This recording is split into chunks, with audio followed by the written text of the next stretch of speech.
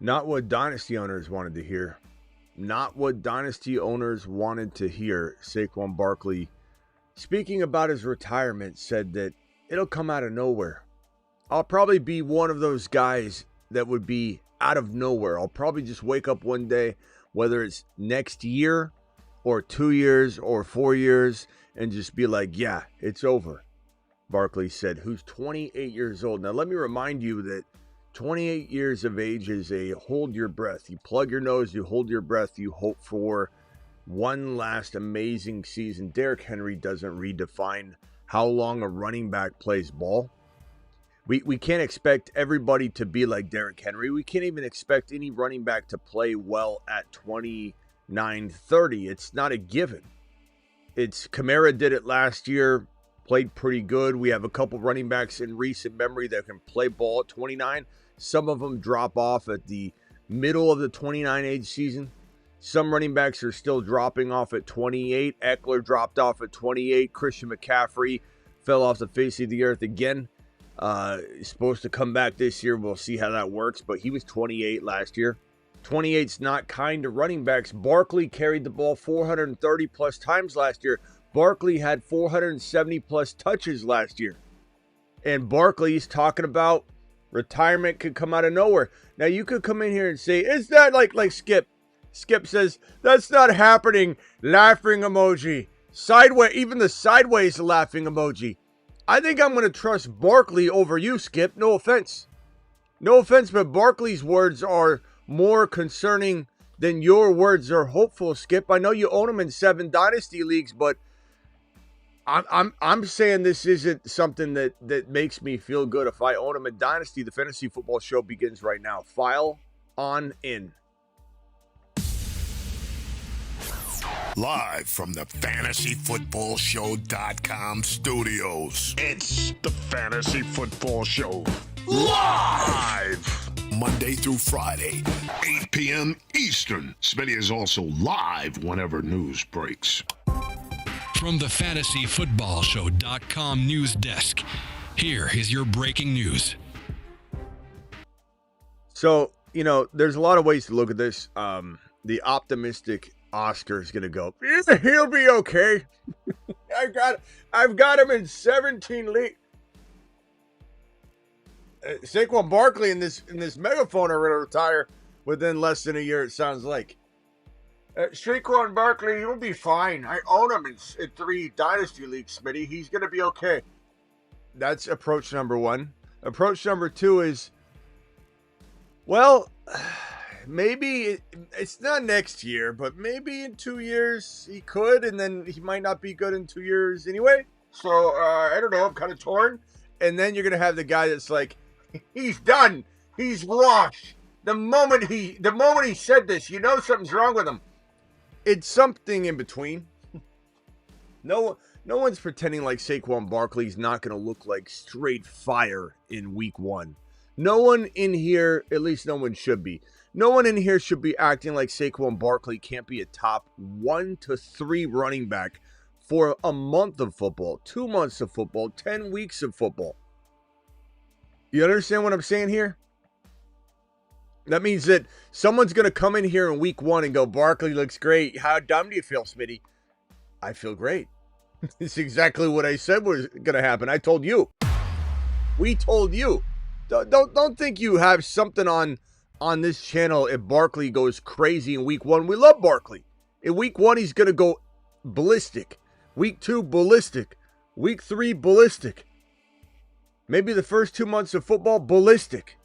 There's nothing wrong with Barkley. The difference between a Barkley drop-off and, let's say, a Todd Gurley drop-off, what your boy predicted to a T when the industry was saying 1 overall, 2 overall, Todd Gurley's still the guy, and I came in sounding the alarm, breaking the iPad. Remember that video, that commercial I did for my channel when I was launching my channel, basically? And I said, Todd Gurley, no Todd Gurley, no Todd Gurley. The whole world was sounding off, saying he's still number 1 overall. He's still number 2 overall. I saw decline. I looked at it. I watched it. I analyzed it. The decline had happened. You could see it. That's why he wasn't used in the Super Bowl. And they said, oh, we forgot to use him in the Super Bowl. We forgot to use Todd Gurley in the Super Bowl. That's an odd statement. Your boy saw it coming. Barkley isn't injured right now. Barkley has not declined. Barkley will be straight fire in week 1. Barkley will be straight fire in week 2. Barkley will be straight fire through a month, maybe 2 months, maybe 10 games, maybe 12 games, maybe 13 games, maybe all 17 games, and then he drops off the next year. There's no doubt in my mind Barkley's exactly the same person he was exiting 2024. The question is, though, if there's risk of him dropping off or getting hurt at any point during the season, even if it's week 10, and you don't want to go through the song and dance and jumping through hoops of trading him and saying, like, I want to trade him after week 10, week 11. Why not just draft Bijan? Why not just draft Gibbs? Why not take CeeDee Lamb? Why not take Malik Neighbors? Why not take JJ or obviously Jamar Chase? Or one could even say Ashton Genty if they wanted. Why not just take the player you believe will be there for all 17 games? Now, if you're somebody that thinks Barkley's got the one elite year left before he struggles with injury again, I'm not going to talk you out of it. It's certainly possible. I've said that from the beginning. He's not on the planet Uranus list, okay? And off he goes to the planet known as Uranus. Hook is on that list. Hill is on that list. Christian McCaffrey is on that list. These are the players you just straight up don't draft at all, period. Okay, you draft other players. You draft the Kufta CMC. You grab Garendo. You grab Jordan James. You don't draft Tyreek Hill. You don't draft James Cook. You take Ray Davis, some of which are on the midseason monster list. Ray Davis down at the bottom left. Garendo and Jordan James up at the top right. So you understand what I'm saying when I say planet Uranus. Don't go near those boys. Barkley's not on planet Uranus. Barkley's going to go crazy. He's going to go ballistic in weeks 1, 2, 3, 4. It's just we don't know when the drop-off can happen. Is it going to be after this season? So he goes through one full elite year, skates by one more time, and then he's complete. Don't touch with a 10-foot pole walking into the next year? Or do you grab him and say, you know what, I'm going to feel it out, and if he looks like there's some problems, that might be on the horizon, maybe I will trade him, mid-season and try. But that's on you if you get to week 10 and nobody wants to trade for him. And he's already got some sort of, he's dinged up a little bit. This guy carried the ball 430 times. It doesn't matter how good he is right now. It doesn't matter how good he finished in 2023 or 2024. There is a legitimate risk that this guy will at some point, whether it's week 10, week 11, week 12, probably the probability is that it's week 10 on, that it happens, week 10, 11, 12. Look at Joe Mixon. The rookie wall is around 10, 11. The breakdown of an old veteran running back that has one more last hurrah is usually around week 10 or 11. It has to do with the piling on the week stacking months of football. Every running back's banged up by week 10 or 11. That week 10, 11, 12 is the problematic territory for a lot of running backs. It's just, like I said, rookie wall or veterans hitting a wall. It is in that range. So no one's saying to avoid Saquon Barkley weeks 1 through 8.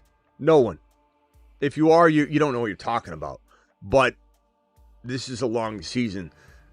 Who is number 1 in the league in terms of running back scoring through probably 10 weeks of football? Or at least he was top 5 or 6 all year up until this point. But he was also in a lot of scoring formats, like 1 to 3 for RBs. Mixon was a top 1 to 3, 1 to 4 running back through about week, I would say, if spitballing this, week 10 or 11. Somewhere around that point, Mixon was a top 1 to 3 RB. 1 to 3 RB, Mixon was. Through weeks 10 or 11, somewhere around that range. I'm spitballing the exact date that he fell off. That was a running back that you should have drafted, and that's on me because his cost of entry wasn't that bad. You could have easily taken him, and if the wheels fell off, it would have been fine. It would have just whatever. But Mixon was the best running back in football last year for about 9 to 10 weeks. He was unreal. And he left people hanging. It didn't even matter. If you didn't get rid of him in a trade, you might have lost your league because of Mixon. You were in it till week 10 because of Mixon, but you also lost your league because of Mixon, unless you had a Bucky step up or something like that. But point is, doesn't matter if Barkley's the RB1 in weeks 1 through 10, weeks 1 through 12, weeks 1 through 13. If he is out in weeks 14, 15, and 16, like Tyreek Hill has done so many years, if you don't have Tyreek Hill in these weeks and years past, you lost anyway. He played amazingly, but screwed you at the end. If you don't have Christian McCaffrey, and he's not there in the final week of the season, and this happened with Kamara and McCaffrey together that year that I was about to bring in 30K on underdog, but then Christian McCaffrey and Kamara both sat the second half. Some of you felt that pain too. McCaffrey and Kamara sat out the entire second half of week 17 that year. It was devastating 2 years ago. As far as Barkley, it's do you just draft Bijan? Do you just draft Gibbs? Do you just draft Lamb? JJ? Is Genty even on your mind as a player you just want over a Barkley? Or do you draft Barkley, trade him for Genty, plus something later on? It's hard to say. This is not an exact science when it comes to predicting when a player gets injured. You are a lot of the times jumping off the train before it derails, and sometimes it doesn't derail, and it goes 2-3 years. Derrick Henry's the perfect example of this, but Joe Mixon's the perfect example of not getting off. Christian McCaffrey's the perfect example of not getting off. And then you mix in the Madden curse. You mixed in the 470 plus touches last year. You mix in the astronomical 430 plus carries for Barkley last year. Do you know what the carry curse is? That it takes out more running backs than even a plague. 371. 371 is the running back carry curse. Barkley carried the ball 430 plus times and comes in with a major injury history, which you cannot say he shook free. Like, he shook that injury label free. He didn't. There's no way McCaffrey and Barkley are shaking free the injury concerns that they come with year in and year out. But 430 plus touches or carries for Barkley, 470 plus touches for Barkley is way over this threshold that has taken out probably 80-90% of running backs that have hit it. And when I say taken out, when you have 371, it isn't an injury season that follows. Your career goes down and never returns. You flatline. You never come back from this 371 carry curse. At least you used to not be able to. There have been running backs that have broken this number and have continued to succeed. It's not an untouchable thing anymore. The Madden curse used to be undefeated. The 371 carry curse used to be undefeated. They both have since been defeated, but it's not like it's happening a lot. It's more of a rarity than anything, not necessarily a guarantee. So you can say the Madden curse is stupid. Don't bring that up. Fine. I don't need to bring that up, but it does make you wonder what in the hell, why do players get identified that are likely to get hurt on the Madden cover? Probably because they pick players that had anomaly seasons where injuries very highly likely. The ups are so up that it's only down from there. It's an inevitable drop for most players. The odds are just against players replicating what they do in those incredible years. So it ends up being a kind of a acknowledgement of, hey, Barkley, you carried the ball 430 times plus 430 plus times. Let's put you on the Madden cover. He's a walking potential injury no matter what, Madden cover or not. And again, it doesn't come down to, oh, Smitty, you're going to be wrong on this in week one. Week one, he's going to ball out. We told you he's going to ball out in week one. We told you that he was going to be a top 1 to 3 running back through a month or two of football. It's not about that. It's about, does he pull a Joe Mixon 2024 on you in 2025? And is it worth taking the gamble when you have easily equal players sitting right next to him? Bijan, Gibbs, and receivers galore. That's the question. And back to the topic at hand, that's all the injury risk, okay? Why is he saying this? Because he knows what it's like to come back from an ACL tear. Maybe he's saying to himself, I'm not doing any of that again. This is it. I'm healthy. Things are going good, but I can't come back from something like that again. Is that in his mind? We don't know. We're guessing right here. But for him to come out and say, I'll probably be one of those guys that will retire out of nowhere, this is a detriment to his fantasy football trade. Decline. You know, trying to trade Barkley right now is really tough. It's a really tough proposition. And now all of a sudden he's saying, not only I'll be a guy that could retire out of stock on decline. Nowhere, out of nowhere, he follows that up and adds onto it, piggybacking off of it, saying, yeah, it's over. I'll probably be one of those guys that just says out of nowhere, it's over. Could be 1 year. Could be next year he retires. Why do you even say that? If you're going to sit here and say, Smitty, he's not retiring after this year, why would he say it if it wasn't a possibility? And so if you're in a dynasty league, you've got to figure something out, because if he does retire on you, you've got nothing. And I'm not saying this couldn't backfire on you. He says this and then he doesn't retire. Tyreek Hill said he's going to retire at 30. He's over 30. He hasn't retired yet. He doesn't even look like he wants to retire yet. So there's that possibility that Barkley doesn't want to retire. But then again, he's accomplished so much. And getting a Super Bowl win at the end of it all is something that will satisfy and whet his beak differently than a player that's never accomplished it or accomplished it backwards. You know, look at how Kelsey's going about it. He's already accomplished so much at the front end.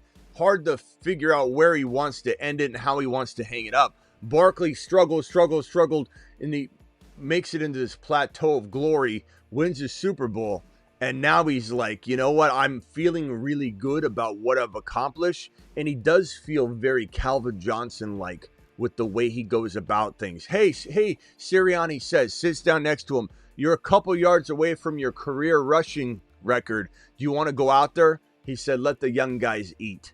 I don't need to go out and get the record. That's Barkley's mentality. Barkley is very much like Calvin Johnson, very much like Barry Sanders mentally, and could easily walk away. This is a personality type that could easily. Look, your boy got a psych degree for a reason. It's for these moments right here, for this channel right here. I'm telling you, he has the capability. I'm not saying he does. I'm not saying he retires after 1 year. Understand what I'm saying. Don't twist up what I'm saying.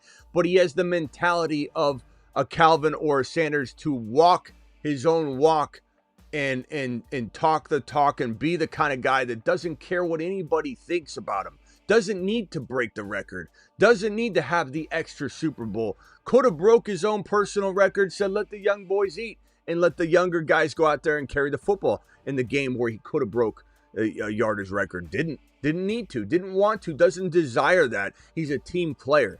He's a guy that's all about the team. So when he says, again, reading the quote, I'll probably just wake up one day, whether it's next year or 2 years or 4 years. So yeah, you could get more years, but the problem is, back to what I'm saying, it's not going to be 4 years. It really is going to be 2 years anyway. Like him saying, I might wake up tomorrow or next year and want to retire next year.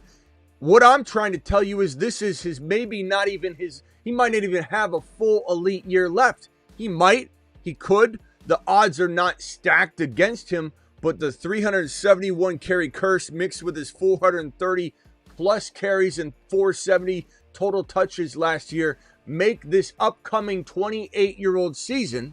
He'll be 28 this year. He is 28 now, but this season he'll play all through it at 28 years old. This is a hold your breath year anyway. This is all just a stark reminder that this guy is not Derrick Henry, 31, 32, 33 years old, playing elite football. He's a different breed. He struggled with injury. Derrick Henry has not.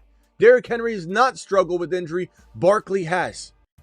Barkley struggled very much with injury. So if there are, and I haven't read the comments yet, tons of people, small amount of people, I don't know, that are sitting here going, Barkley will be fine 3-4 years. This is, Smitty doesn't know what he's talking about. How many, you got to ask the question, how many leagues does that commenter own Barkley in? How many dynasty leagues does that commenter own Barkley in? Are they an Eagle fan? If you take all those people out of the equation, most people are going to say, yeah. In reality, could he? Yeah, like Smitty said, he could have one more elite year. I'm not saying he can't. I'm just saying it's an odds game. You know, you can't even come in here a week 15 and he's still balling out going, Smitty, you're wrong. I didn't say not to draft him. I said it's smarter to draft a Bijan. It's smarter to draft a Gibbs. It's smarter to draft a Lamb. There is a percentage chance Barkley plays elite football for 17 more weeks. Absolutely. How big of a percentage odds is that? Not great. That's what I'm telling you. Phone lines are open. Call into the show. Call into the show.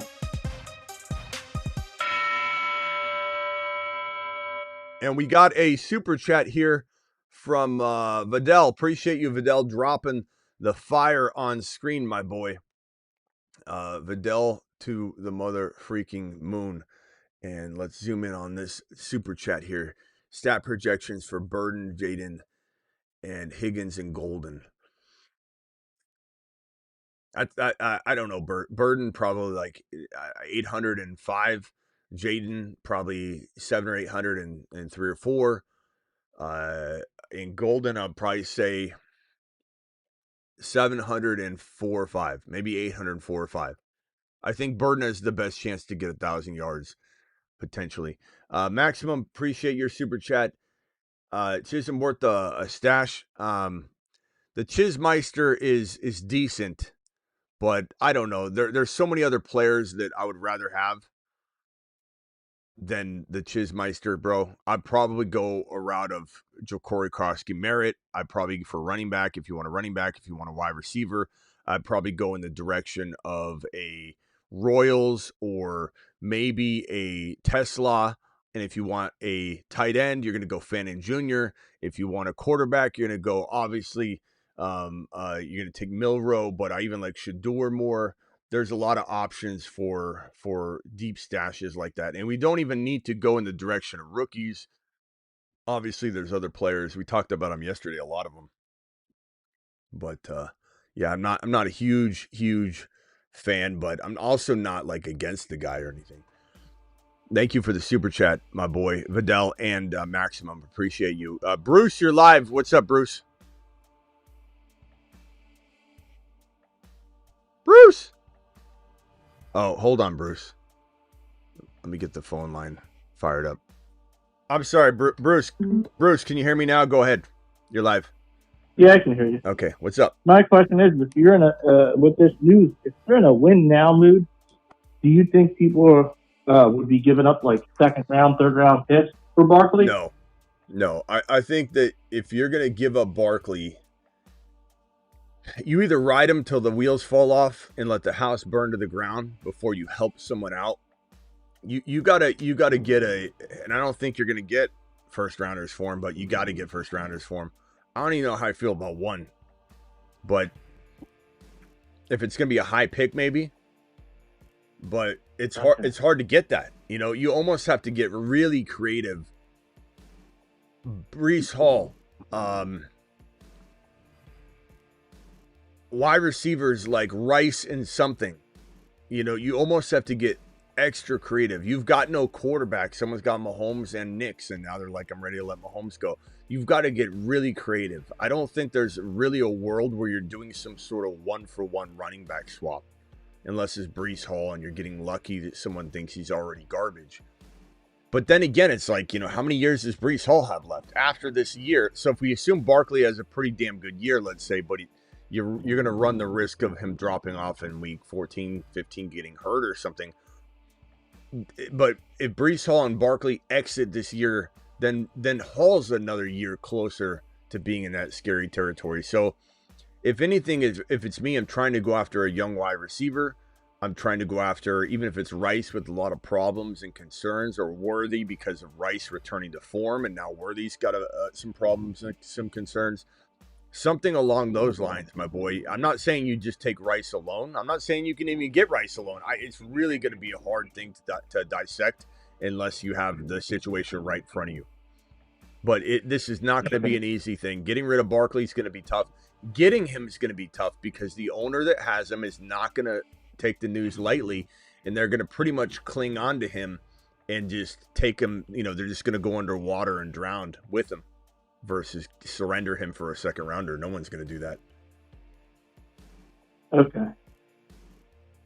Yeah, because I didn't know, because Miss Provison owns him in one dynasty league, and she was like, all of a sudden we're watching this, and she's like, she's at home and I'm home and she's at work, and she's looking at it, and she's kind of like, like, what do we do? Yeah, keep in mind that he's saying this. Tyreek Hill said he'd be retired by 30. He's not retired.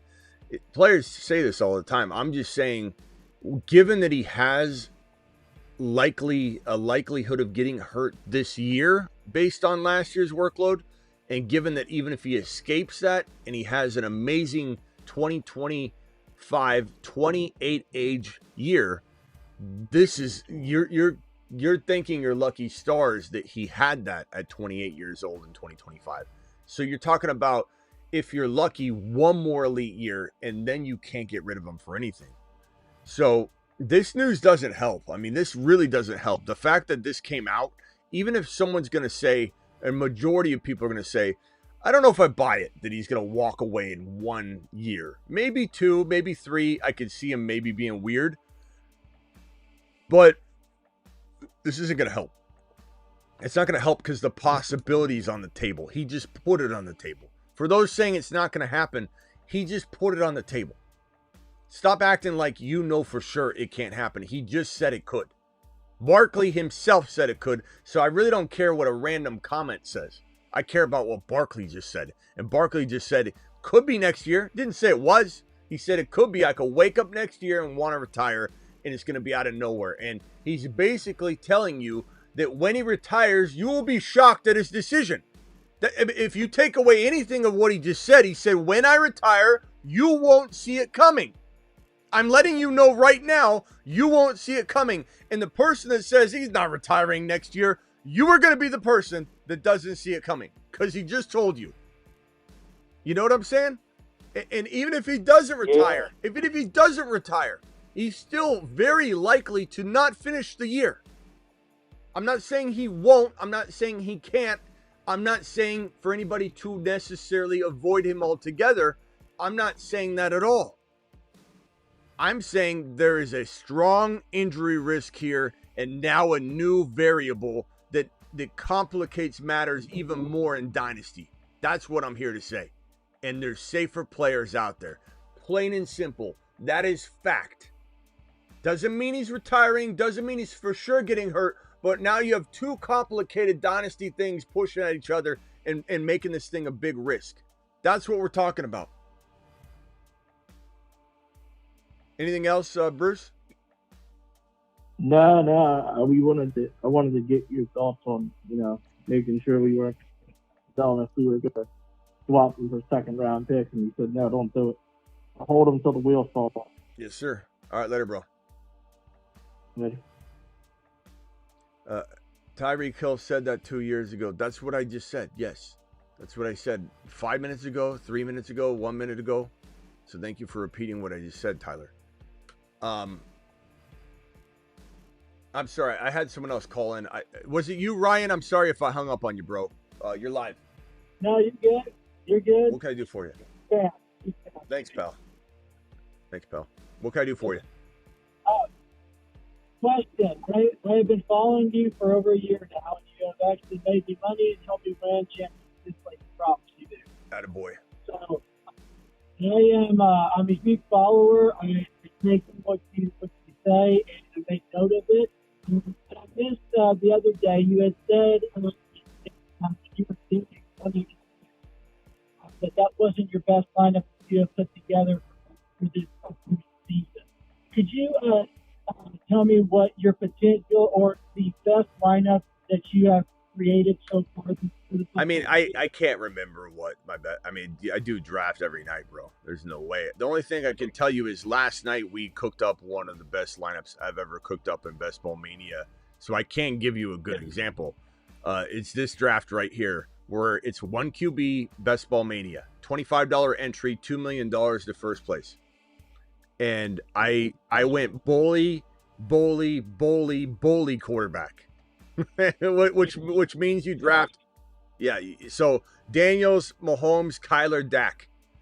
And in that, it all fell right. Kyron Williams, R.J. Harvey, Trey Benson, Jarquez cuff to Kyron, Audric Estime cuff to Harvey, Dylan Sampson on the side, CeeDee Lamb, Debo, Egbuka cuff to McMillan, Jack Besh, Tesla, McBride, and Ertz. I've never drafted a best ball team better than that.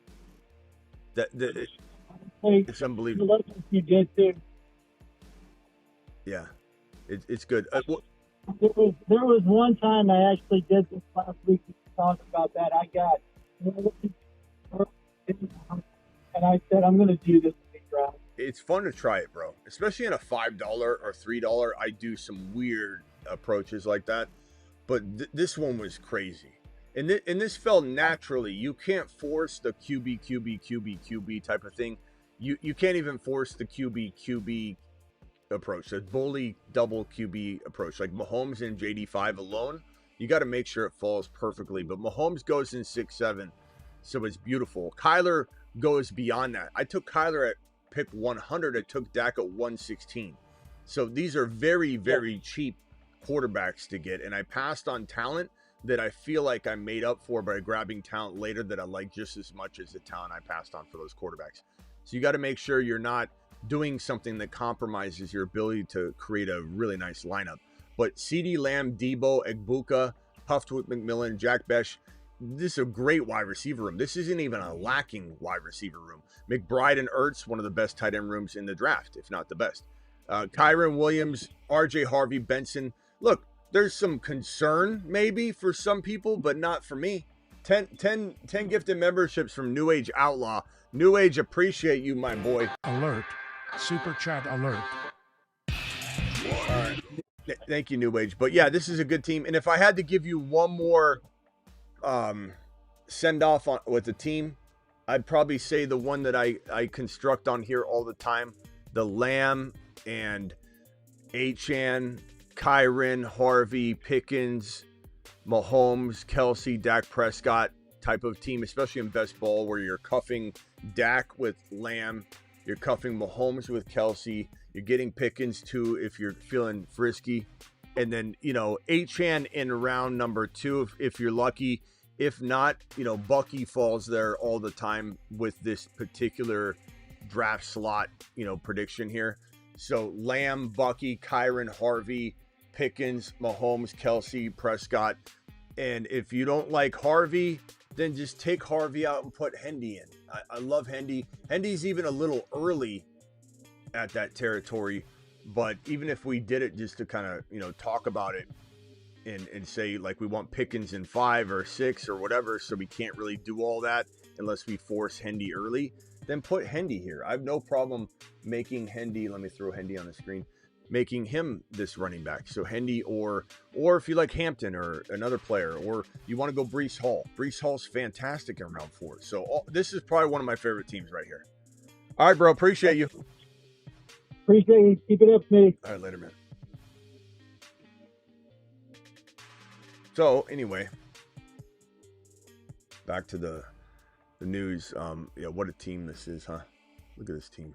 Thank you, New Age, for dropping those gifted memberships. If anybody got one from New Age, please thank New Age Outlaw. But man, what a team! What a team this was last night.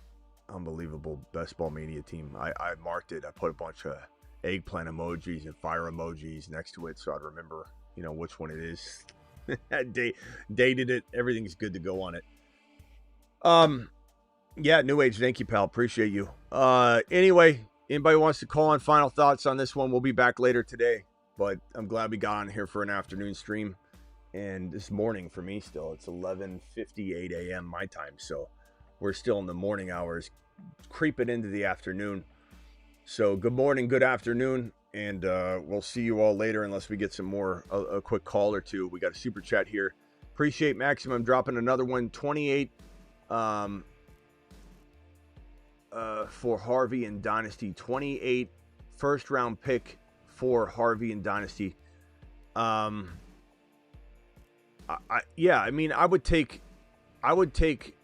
would give up a first, a second, and a third easily. Just to give you an example of a little more. Would I give up multiple first rounders for Harvey or Hendy? Maybe. It depends on what the lay of the land is. Am I ready to win now? Is that the final piece? Am I not? Is my pick going to be 1.11 or 1.12 every year for the next 2 or 3 years? So, if you give someone a late first rounder, if your team's fire and you're like, I'll give you my fire 1.11 or 1.12 for Harvey, they're going to say, bro, I drafted Harvey at number 6 or 7. Why am I going to give you Harvey for your 2.1 practically? So I don't know that that's going to fly. Would I give my first, second, third, fourth, all my picks basically for Harvey? Yes, of course I would, because I'm giving a later pick than Harvey went, So I would probably give up 2 first rounders if they're not expected to be top 3. And you'd kind of have to. You'd have to. There's no way you could just give up a 1.12, practically thought of as a 2.1 for Harvey when he went in the mid first round. Now he could have went later, but I'd give up. First of all, I like Hendy a little more right now, just a little bit more. Love them both. Both are straight fire. But offer everything you can in one stretch of picks, like 28 first, second, third, fourth, whatever you can give. And then if you can't get that done, you say to him, what if I gave you all my fab? And if you can't trade fab, then look at your bench. Do you have a big speed? Do you have a player you can throw in? Or you're doing well at quarterback and they're not? And you can look at that. But expect to overpay.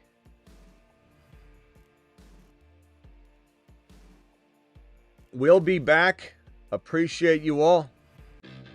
I'm live Monday through Friday at 8 p.m. Eastern, so we're looking at a show in 5 hours from now. Unless other news breaks, we'll be back on that because we're live when news breaks. Additionally, I'm live at midnight Eastern most every single night at midnight Eastern. And again, so 8 p.m. Eastern, whenever news breaks, midnight Eastern, we do it live. Thank you all for my super chats. Thank you, Maximum.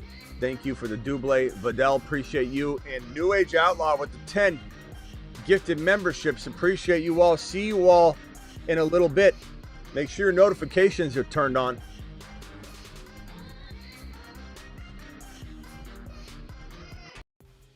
And don't forget to subscribe to Fantasy Football Unplugged. Don't forget thefantasyfootballshow.com for the content. And don't forget Patreon. Links are in the description. Make sure you're over on the Patreon. It's a 24/7, 365 live chat group. See you all if more news breaks, because I go live. And see you all at 8 p.m. Eastern if no news breaks between now and 8 p.m. Eastern. Deuces!